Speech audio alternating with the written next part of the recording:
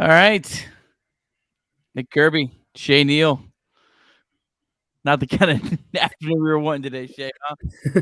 Well, I was just about to tell you. I mean, we started off hot this year, and I think the first 3 or 4 times I was on the show, they won. But now I think they've lost the last three. So we gotta switch something up here.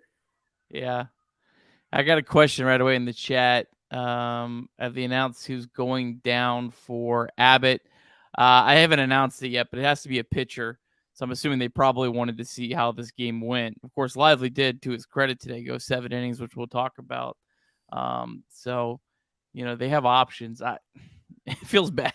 Salazar might be the guy just because he threw 3 innings yesterday. They were good innings, but Since Hunter isn't pitching again until like Sunday or Monday now, next week, would being retroactive to his last start allow them to put him on the 10-day?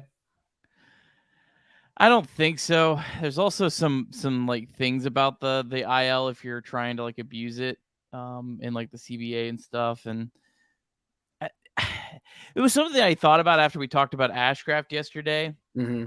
where like players don't like to be on the IL. I think fans don't think it's a big deal, but I think the players, like, it gets attached to like their pages like for the rest of their life. It's always something I think we probably skim over too much, as fans, watching this.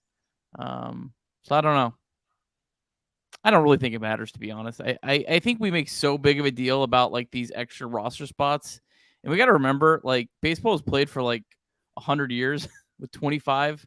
There's an extra roster spot right now, and in the National League there's a DH, so we don't have to pinch hit anymore.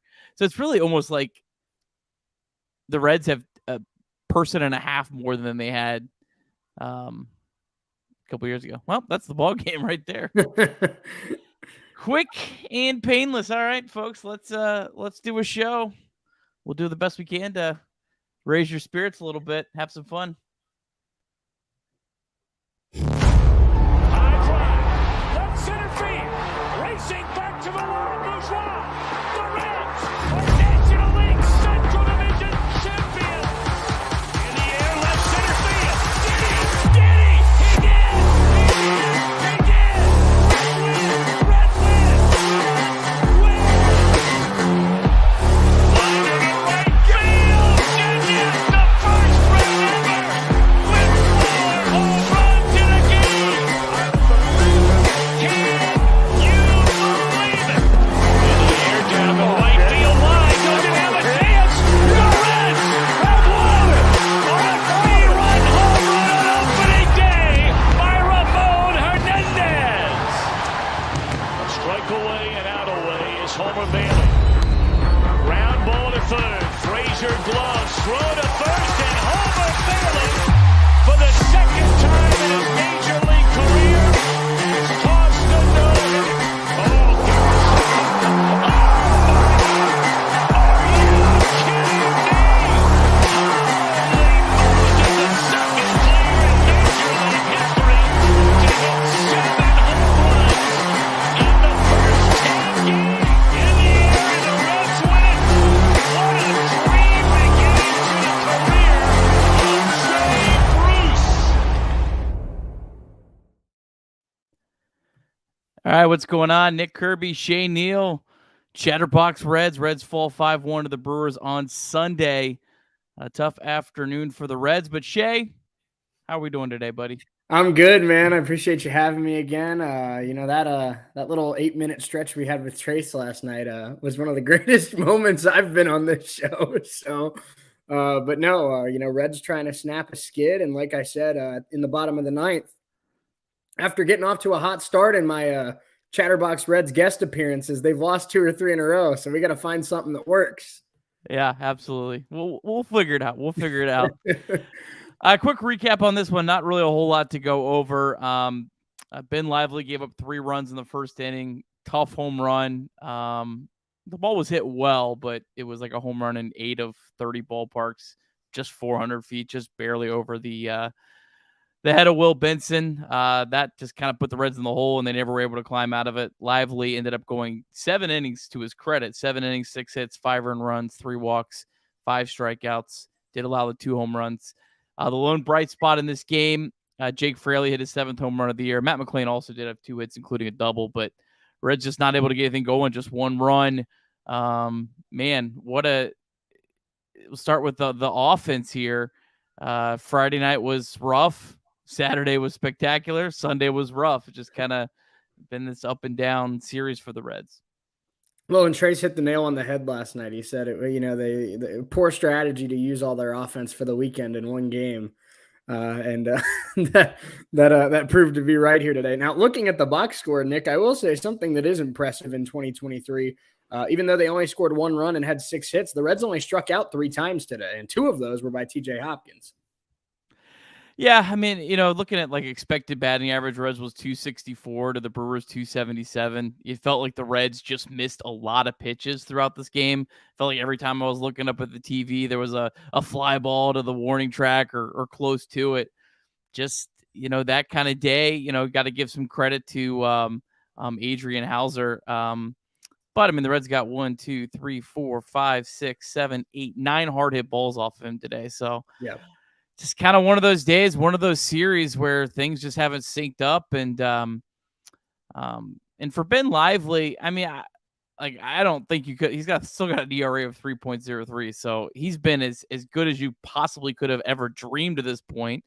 Just unfortunately today, when you're on a 3-game losing streak, was the day that he has his I guess worst start. But if you would have told me Ben Lively's worst start was this, I've been like, sign me up when he came up, right? Yeah, absolutely. Small hiccup in the Ben Lively Cy Young tour today. But no, I mean, you hit the nail on the head. I think, obviously was struggling with that fastball command in the first inning, gave up 1 hard hit ball that, and I mean, the new Ian Happ, I guess, is Andrew Monasterio. He's just been killing it all weekend long. He hit that 3-run homer, but after that, I think Ben Lively really kind of settled in. He gave up another home run to who was in the 5th. It was Victor. Victor Caratini. But I think for the most part, looked strong. After those 2 walks in the first, only walked 1 the next 6 innings, 5 strikeouts, only gave up 6 hits. I mean, if this is your 5-starter, I mean, this is what all 30 teams in baseball would sign up for out of a 5-starter. You've just got to find a way to, be able to score 4 or 5 runs on a day where your 5-starter goes. Yeah, and I'm still not convinced that Ben Lively's the answer or anything like that, but he absolutely deserves a chance to keep showing if he is or not, and keep pitching this year. I guess kind of looking through, I mean, also worth noting, Fernando Cruz and Ian Jabot both pitched scoreless inning. Fernando Cruz, really solid outing, struck out 2 batters, so good to see him bouncing back a little bit after that tough night on Friday night. The offense, Jake Fraley, though, hit another home run. It was a well-hit ball, really starting to come around after a little slump there. Good to see Jake Fraley coming back. Yeah, he's had a nice series, and he's really continuously, like we said yesterday, he's kind of cemented himself as their top run producer against right-handed pitching, especially. And now having McClain on the active roster, and you think a guy like Elly De La Cruz probably not too far around the corner. Getting guys like McClain in India and Elly De La Cruz ahead of Jake Fraley in that lineup will contribute to more runs offensively, because Jake Fraley has shown time and time again this year that not only can he hit against right-handed pitching, he's also pretty clutch and is delivered in big moments with runners in scoring position. Yeah. Matt McClain also 2 hits today. Both were hard hit balls. Will Benson had another hit as well. Playing pretty well. Just one of those days where we couldn't get any runs to score. Let's kind of talk about the Reds overall in general. I kind of feel like this team is exactly what we signed up for. Like, I know it kind of sucks, like the last couple days, but if anyone going into the season thought that this was a young, inexperienced team, has some upside, there'll probably be some nice moments, but there's also going to be some real growing pains. And yeah. I mean, I don't know what else to say other than this is what we signed up for. This is the downslope. Yeah. As we've seen time and time again, the Reds got swept by the Yankees. Then they bounced back and played better. They had that 6-game losing streak. Then out of nowhere, swept the red hot Texas Rangers. This is what we signed up for. I don't know what else to tell you. No doubt about it. It's like being a Reds fan is like riding the tallest roller coaster in the world. There's going to be moments where you have a blast. There's going to be moments where you want to cry and throw up. It's just it's what we've come to expect. But I think you're right in the sense that I was just talking about this to one of my buddies a couple of days ago that with last year's Reds team, by the time June rolled around, I was really kind of checked out. I mean, I'd tune in from every now and then just to see what was going on, but I wasn't watching the Reds every single day at this point last year. I'm still watching the Reds every single day right now because even though, they've lost 3 in a row against a good Brewers team and, there have been some ups and downs and they've looked like a playoff team for stretches. And then they've looked like they're still a year or two away for stretches. They're a fun team to watch. They have young talent. And I think it's almost not necessarily, it's almost like the nightmare scenario for the front office because I'm sure heading into the season, they kind of had a mindset of when they were going to call up Ellie and CES this year. And they've just been absolutely mashing the ball in AAA and making that time frame not work the way they wanted to. But I think, you have to acknowledge the young talent that's already in Cincinnati. And obviously it's only going to get better and better starting tomorrow with Andrew Abbott on the hill. Well, let's jump right to that since that you brought it up. Tomorrow, unless you have something else you want to talk about this game. No, go for it. I really have nothing else. I wish I had some more exciting riveting content about the game, but it kind of was what it was. Just, move on. Andrew Abbott tomorrow. I am extremely excited about this. I tweeted out earlier, Reds have 2 of the only 3 first or second round draft picks in 2021 to have played in the major leagues. And the only other one was a pitcher with the Angels that has only appeared as a reliever. So for all this, the Reds are holding everyone down. That doesn't really fit into that narrative, but I'll not push too far on that. I'll be nice. Yeah. But Andrew Abbott, man, I'm really excited to see him. What's your thoughts on this debut for Abbott?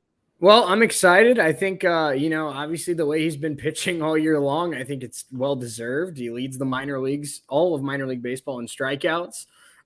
What really impresses me about Abbott is the fact that he's able to get swings and misses with good stuff, but don't get me wrong, it's not like it's mediocre stuff. He has good stuff, but it's not overpowering stuff. His fastball sits about 93, 95, good slider, good changeup. He has good off speed to go with that fastball, but you're not walking into the batter's box against Andrew Abbott intimidated by triple digits coming out of the hand like you are with Angels reliever Ben Joyce that just got called up because he throws 104. But I think Abbott's just been so impressive with his consistency. I think that's my biggest thing from him. Every single night, it seems like we talk about an Abbott start. It's 6-7 innings. It's 8-9 strikeouts. It's very limited amounts of walks, and it's usually 2 or less runs given up. He doesn't have games where he gives up 5 or 6 and games where he throws 7 shutout innings like maybe a Brandon Williamson did in AA and AAA. Abbott's been consistent across AA and AAA. And I'm excited to see what he does tomorrow because I think no matter what, he's going to throw strikes for you and he's not going to back down and, try to throw the perfect pitch. I think he's going to make hitters have to get hits off of him. Yeah, Abbott has been incredibly pitch efficient too, so that'll be exciting. The Reds have had several of these guys, like Ben Lively has just been a massive breath of fresh air in terms of pitch efficiency. Luke Weaver of late has really been very, very pitch efficient. So I think Abbott's going to kind of go right into that mix. Really excited to see him. I think hopefully he'll bring a little bit of energy. Hopefully some people show up at the ballpark tomorrow night to see this kid's debut because he's absolutely deserving of it. Reds will be going up against Julio Teheran, who has had a wild career. Teheran was an all-star with the Braves back in 2014 and 2016. But last year he was down pitching an indie ball. But he got signed with the Padres on a minor league deal. Didn't pitch very well with the Padres in their AAA team. 5.36 ERA, 5.56 FIP in 8 starts. But he had an opt-out in his clause, and the Brewers were desperate for pitching. So they signed this guy, and what has he done? He's pitched 2 gems, including his last start, 6 shutout innings at the Toronto Blue Jays. He didn't strike out a single batter in that. So I hope to God this is a smoke and mirror, guys, that's due for some serious regression, and the Reds can hit the hell out of him tomorrow. Yeah, no doubt about it. And you'd think, like you said, Julio Teheran, even when he was at his best in Atlanta, was a guy that had a good sinker that sat about 94, 95, and then a good slider, but he never really had, what for instance, that Atlanta team has now with Max Fried and Spencer Strider. And I mean, those guys just, their stuff's on another level from what Tehran was in Atlanta. But I mean, credit to him. He's figured out how to, make a long big league career out of a 94-mile-an-hour sinker. And you keep that ball down in the zone, you're going to get a lot of ground balls. And as long as he doesn't elevate anything, I mean, I'm sure he can go 5-6 innings for him. Yeah, our friends at Betfred Sportsbook, proud sponsor of Chatterbox Sports, they have the over-under for this at 10 runs, so they are not buying into Julio Tehran, because I don't think that's all Andrew Abbott. I think a lot of that is a Tehran as well. No, that sounds like a kid making his debut against a mediocre arm. Yeah. Yeah. All right, and let's see what that does for the Red starting rotation. The news: Hunter Green, a little bit of soreness, just pushing him back. Hunter Green as well. I mean, we probably haven't mentioned this enough. He probably wasn't going to pitch the entire season all the way through. Last year, I think the Reds did a good job kind of limiting him at times, giving him the next, and this is just part of that. And it allows you to get Andrew Abbott into the rotation, and it also, I think I have they're still going to pitch Graham Ashcraft against the Dodgers, which I thought, man, you're manipulating the rotation. I would have liked to have seen him get bumped out of that, but nonetheless, he gets an extra day off. And Reds are going to go for a 6-man rotation. Doesn't sound like it's going to be a permanent thing. But yeah, what's your thoughts on a 6-man rotation for a little while? I'm not against it, because I know that, like you hinted at, that it's something that they've really kind of implemented at times last year as well, with the young arms like Green and Lodolo and Ashcraft. And of course, with Ashcraft Ashcraft struggling right now and Hunter going through a little bit of hip soreness, I think it makes sense, especially because they have 2 more intriguing young arms in Brandon Williamson and now Andrew Abbott, and 2 veterans that really aren't pitching bad in Luke Weaver and Ben Lively. I mean, I don't think you can, in the right mind, pull Abbott or pull Lively or Weaver out of the rotation. But at the same time, you want to see what Williamson and Abbott can do. So I think it makes sense, at least for a couple weeks. And then if Ashcraft continues to struggle, maybe you address that. Or if one of these arms like Abbott or Williamson or Lively or whoever take a step back, maybe that's your answer, and that's the 6th guy you send back down to AAA. Yes, sir. All right. So that's what we got coming up. Let's give you a Reds minor league update. Almost everyone is final except for Chattanooga, so we'll save them for last in case they can go final as we go through. And Shay, I'd kind of like to ask you your thoughts on a couple of these guys. Yeah. As we kind of go through it. All right. So here we go. All right, so let's start off with Louisville today. The bats were rolling, and then the last 2 nights, their pitching has just not got it done. They lost 12-6 to Worcester. Some good stuff, though, in this game. Ellie De La Cruz, just a casual 3-hit day for him, had a double in this one. Christian Encarnacion Strand, 3 for 5, also had a double. One thing worth noting, Christian Encarnacion Strand was at third base today and had 2 errors in this game.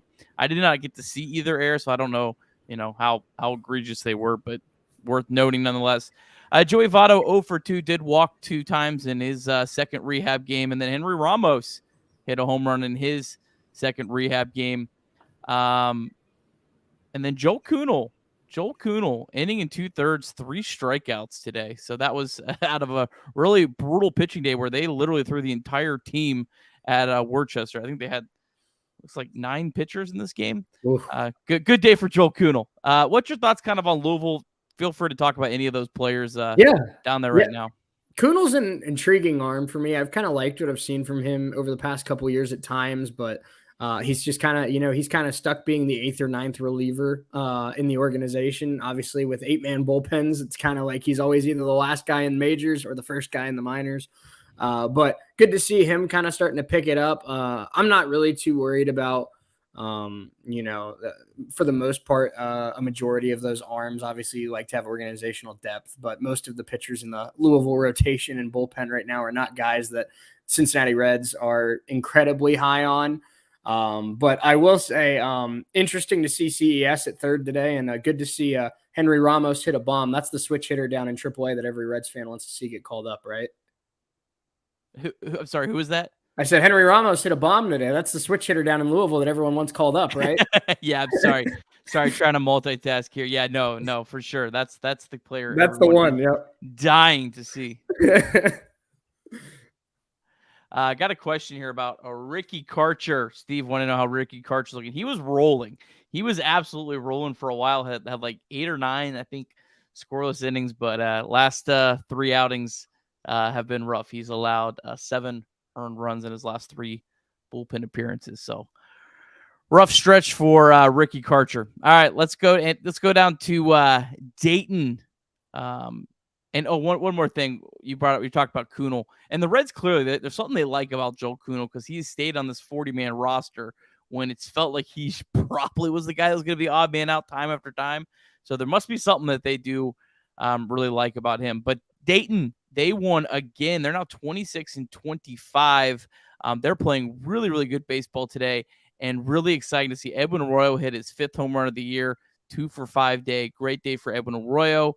Austin Hendrick was also 2 for 5 as well. And then Matt Nelson, catching prospect that I really like. I really like hit 2 home runs as well for Dayton today.